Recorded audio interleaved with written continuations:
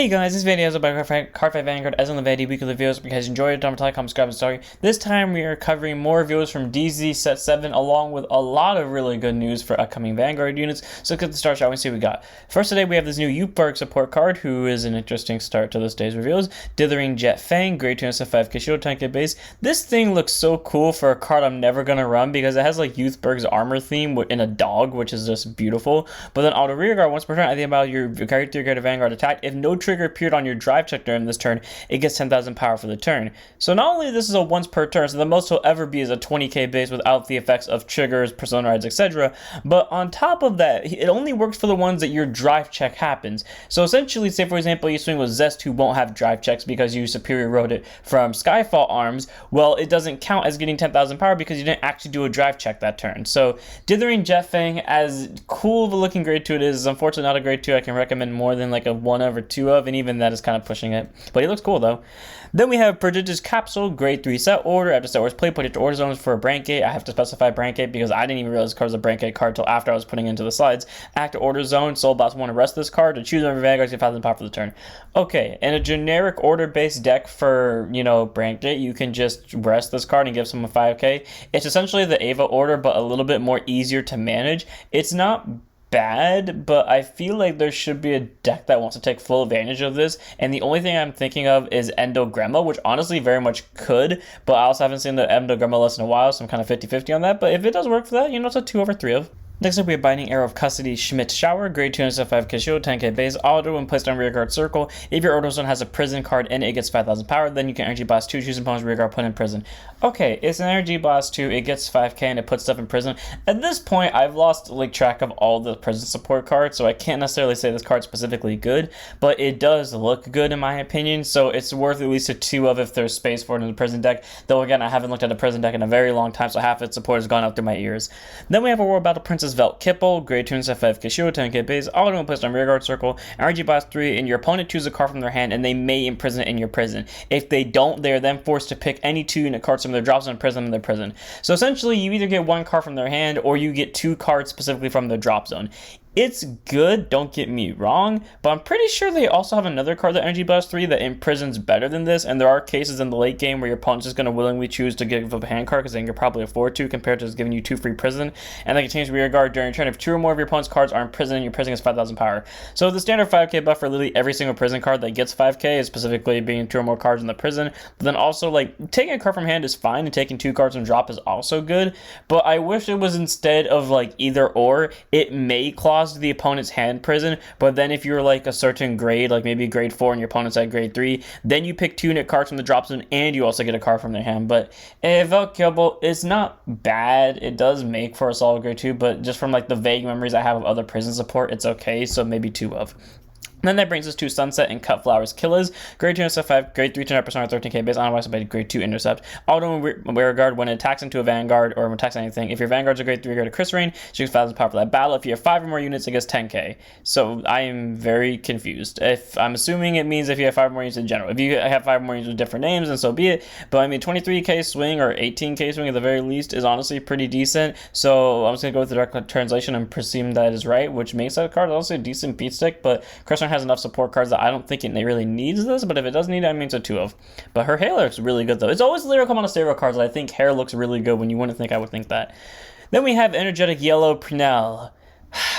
So badly wanted to like you because I liked your art and I liked the idea where your skill was going, but there was one glaring problem and I keep trying to what's it called, the devil's advocate this, but I can't. Grade 2 intercept 5k shield, 10k base, auto and placed on rear guard circle. If you have Vanguard, a grade 3 grade to Chris Rain, she gets 5k, so it's a free 15k base the second she's placed, which is nice. And then Soul Boss 1 to check the top card, either call it to rear guard or discard it. It does get you a rear guard or mill for only a Soul Blast, so it's essentially Sia, but with normal numbers. In fact, unlike Sia, she gets 5k, so if anything, she's stronger, and that 5k is free, not attached to the soul. The issue is that skill to superior call a card, which is really good, is attached to a Soul Blast, which Chris Rain already just got a really good grade 2 back in set 5, which costs 2 Soul Blasts to search your deck for a grade 1 essentially. Or I don't remember if it was grade 1 specifically, but like point is it could search your deck.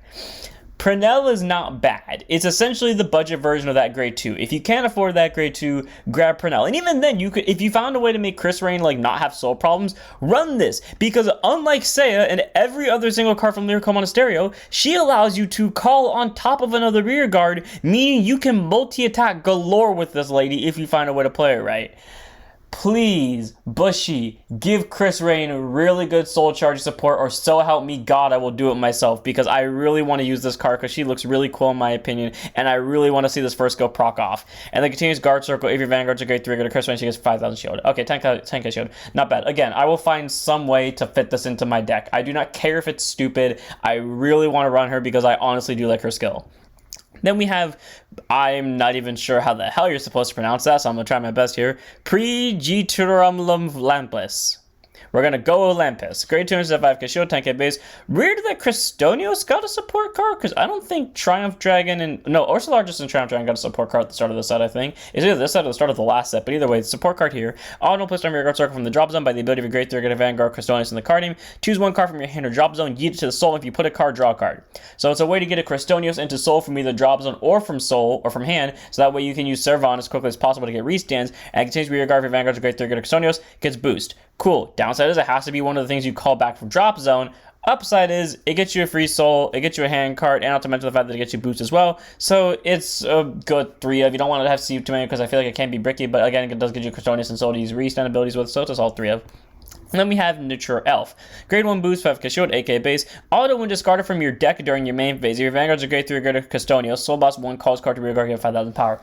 Not bad, but none of Cristonios' support, except for himself, to my memory, actually mill, which means there's a good chance that this card is just going to stay in deck half the time unless you use like alternate mill cards such as Hendrina, or maybe one of Cristonia's cards does actually mill, but I don't think any of them do. But point is, Neutral Elf is a fine thing, but also it costs a Soul Blast, which isn't that ideal. But I mean, a combo you could quote unquote do is mill her out via Cristonia's skill, and then call this thing with Cristonia's skill, call whatever the hell you want with the other one, and then specifically Soul Blast out the when it's discarded, Soul Blast out the Cristonias that you probably Persona-rated with, and then call this card back, give it 5,000 power, and then yeet that Cristonius right back into Soul so you can use Sovereign's restand skill. It's not a good combo, but I mean, if you want to just combo for the sake of comboing, there you go. So it's a 2 of... this card's really good, though. It's just like this is a kind of 50-50. I see the purpose behind it. I just can't recommend more than 2.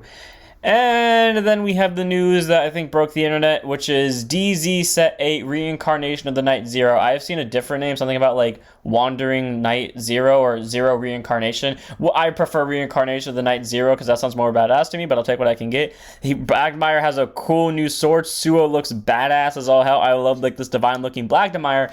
And he's not the only new card in this set, because obviously that's going to be new Blag. We have, I wish I could block off the screen, but I can't. So new Magnolia and Sylvanhorn Beast High Emperor, Magnolia Patriarch.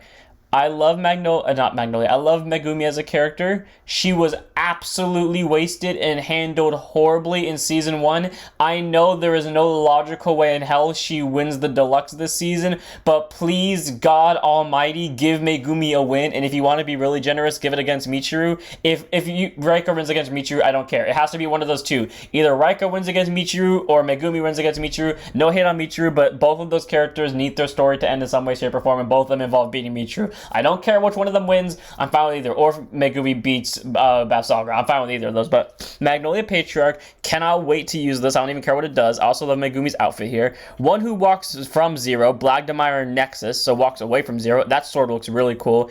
And Youthberg Skyfall Arms Rebuild. So we have 2 really cool names. And then we have this, which is an okay-ish name, but his design honestly looks really cool. But he's also the one that didn't change his outfit at all, so there's that. But, I mean, hey, you know what? I love the returns of the new grade 3s. Megumi, I'm begging you, God, please win a match. I do not care who it is against, but if it's against either Mirai or Michiru, I will be so happy and I will never complain about anything ever again. If it's against Michiru, I would never complain ever again about anything Vanguard related because they did something right with Megumi for once. And speaking of doing something right, and also speaking of Michiru, they are doing Master Deck sets, which essentially are for Urara Ahama and Michiru Hazama. They're going to have Leonora Vetse, and they're going to have Dredjeweled, not Amaskas, Dredjeweled Ignis in there. I'm not exactly sure what the ratios are going to be like, but they're also going to have one new card of support for each of them in their respective deck sets. But then after that, they're not going to have any other new cards. It's going to be a bunch of reprints. So pretty cool, though. That I like the design of it. I like the set, so I can't wait to see how that's going to go. And then we have Hellfire Dragon, Verbal Dragon. So this is one of the new aces for one of the new Dear Days characters, which is pretty cool. I think this card is super well designed, again, making me have reasons to hate how Bushi handled the DZ set start deck bosses, but I digress. And the thing I really like about this card is that for the first time in a while, on the day this was released, Bushi actually gave us an English art of it, which they don't do often, so I really do appreciate it was a card like this, especially one that's nostalgic, because we all see Vortex Dragon in this motherfucker. So grade 3 200% or 13k base. I'm not going to lie to you, I am half tempted to find some way to make this card my main grade 3 and D. Auto Vanguard at the start of your main phase, energy charge 3. That is a free, non-cost, mandatory energy charge 3, meaning unless your opponent finds some way to stop this, and the only real way to stop this is to use this man's OG form to stop it, you get a free 3 energy every turn off of your energy generator, and then you get a free 3 energy off of this thing, so 6 free energy every turn. The reason why you want all that free energy is act Vanguard once per turn, not once per turn, sorry, act Vanguard inherently, just do as much as you want. Energy blast 3, choose an opponent's rear guard, mark it. If nothing was killed, this unit gets 5,000 power for the turn. And then if your opponent's Vanguard's a grade 3 rear guard, it gets 10,000 instead of 5,000. So you're either getting a rear guard kill, or you're getting this unit 10k/5k. Pretty solid, and it's not once per turn, so you will always have at least 6 energy every turn that you can just casually drop on this if you want to, which is pretty solid. And then Auto Vanguard once per turn at the end about this unit attack. If you energy blasted 6 or more times in total for the cost of this card's unit ability, CB1, stand this unit and it loses 2 drives. Then by soul blasting a copy of it, you get a drive for the turn. So essentially, it's only going to have triple drive in total. It's not going to have, like, you have 3 drive checks for the first battle and then you have 1 drive check for the last battle. No, it'll be 2 drive checks for the first battle and most likely 1 drive check for the last battle. But hey, you know, free non-conditioned restand against the opponent, because both of these abilities can proc on the opponent's at grade 2. This ability will still proc on the turn you ride it, which is solid. Free rear guard kill possible plus numbers, and again free restand regardless of what grade the opponent's at. All around, Rebel Dragon is a very solid grade 3. It's simplistic. I think it's really cool how they chose to like revamp Vortex Dragon into this, because it's not a board nuke, but it does its job really well, and I really want this thing to have a dedicated ride line. It's not going to get one, but I really want it to, and I wasn't planning on doing a video tomorrow or today for a fight video, but I honestly might do one, just test this thing out, because this thing's honestly really cool to me. And then we have Cleaning the Stage, Milheda. Grade 3, 200% or 13k base. Auto rear guard when attacks. If you may have this, you can get 5,000 power for the battle. If you do, at the end of the battle, shove it to soul. Okay, free soul, 18k. Not bad. I mean, I don't remember if she's a ghost or not. I'm just going to assume she's not, because I vaguely remember what the ghost kanji/hiragana looks like in Japanese, but I mean, if that does say ghost, then it works with LT Rosa, but 95% sure doesn't. But hey, you know what? It's a 2 of, I guess. But yeah, I really can't wait to try out this grade 3. And on to our last reviews for the day. First up, I just want to go over our start decks for Leonora and Dredjeweled.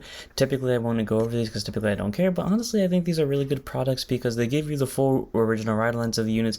They give you alternate of the Blitz Order PG, which is really great, so if you buy both of them at the same time, you can pick which Elementary Sanctitude you want in your main deck. Not to mention the fact they give you 4 copies of their Evolved version. Sadly, you don't get any Personalized, but you get some of the best support for those decks, which is honestly pretty cool in my opinion. I mean, the Dredjeweled one straight up gives you 4 copies of Rock Gore. That kind of tells you how good this is. And honestly, my only thing with this is I kind of wish Bushi would do this more often. Like, they should honestly do this for a lot of decks. Like, I feel like a lot of people pick up a Nirvana deck related to it, regardless if it was regular Nirvana or Nirvana Jiva. I feel like a lot of people would pick up something like Youthberg for this. I think they have a lot of ideas to go through with this, and if people end up getting tired of Stride deck sets, this is definitely an option Bushi can go down. And then both of these new cards right here, they are both Regalia's pieces, but they are both different from each other. So that's pretty cool that we're getting 2 new Regalia pieces for these 2 start decks. Then move on to our Leo Odium cards. We have Centuries Permanence Gear Vogel, Grade 2 SF 5k shield, 10k base. I canonically have this thing as the evolution of the starter in my mind now. Contains rear guard guard circle. If this unit gets 5,000 power and 5k shield for every 3 of your regress gauges, active role players turns. So I mean, typically you'll have at least 5k extra, but then sometimes you might have an extra 10k in total, which isn't bad. But I feel like this card could have been a little bit easier to unlock the power up, but also at the same time, regress gauge ends up charging every single turn, and you get Distorted Banes pretty much every turn, and Leo Odium would make this thing really good as a beat deck, and then it'd make it really good defensively. But hey, if you have space for it in your Odium deck, it's a 2 of. Though I don't know how you would have space, because we have some really good grade 1 and 2 cards following it. First up, we have Steam Maiden Zimri, grade 1 boost, 5k shield, 8k base. Contains rear guard, during battle she boosts your Vanguard's a grade 3 grade Leo. She gets plus 5,000 power, so the standard 13k/15k booster. And then auto rear guard, when she boosts a grade 3 grade Vanguard Leo on the card name, she gets 2k for that battle. And at the end of that battle, you can retire her to either counter charge 1 or energy charge 3.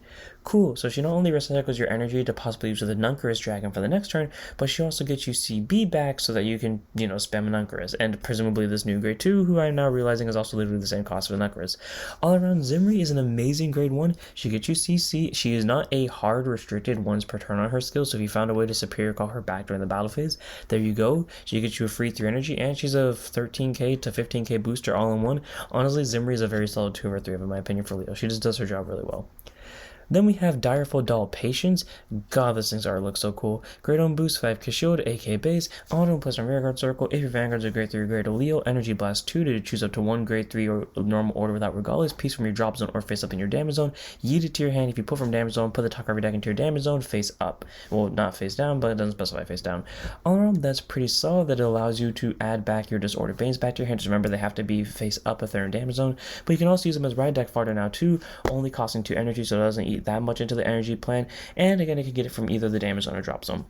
On top of that, continues rear guard during turn. If you have 2 or more regress gauges, it gets 5,000 power. Honestly, that's pretty solid because there are some games realistically where you're going to brick and not be able to pull a Distorted Bane, meaning there are some games where you won't be able to get 3 cards in your regress gauge on first grade 3 turn. So being able to make this thing a 13k base regardless if that happens is pretty good because you're always going to get 1 from the Ride Line guaranteed, and you're always going to get 1 from Leo Odium. So pretty good on the grade 1. I like her skill to be able to get back the order, and I also like her skill to be a 13k worst case scenario in case you don't draw the order in general. So I think she's a solid 2 of, maybe a 3 of. And our last card of the day would be Instant Asunder Colossus, essentially the grade 2 version of a Nuncarus Colossus Dragon. So auto gauge zone at the beginning of your battle phase, if you have a regress gauge as this card, CB1, choose a card from your drop zone, put it face up as a regress gauge, and then if you did put a card, call this card to rear guard circle, literally verbatim the exact same skill that regular Nuncarus has, and then you change rear guard. If your Vanguard's a grade 3 or grade Leo, this unit gets auto rear guard when it attacks into anything, Soul Blast 2 to draw a card, and it gets 5,000 power during both players' turns. All around, pretty solid. If you end up having excess soul that Leo Odium typically has, you can end up soul blasting 2 to get a free draw, and not to mention the fact that it's a 15k during both players' turns. The only downside to this is that this could lead to deck out for Leo Odium, which is sometimes a problem, but hey, it gets you an extra rear guard you can combo off with a Nuncarus, and then get some early game rush with. Not a bad grade 2. I think it's very solid, but I wouldn't want more than a 2 of.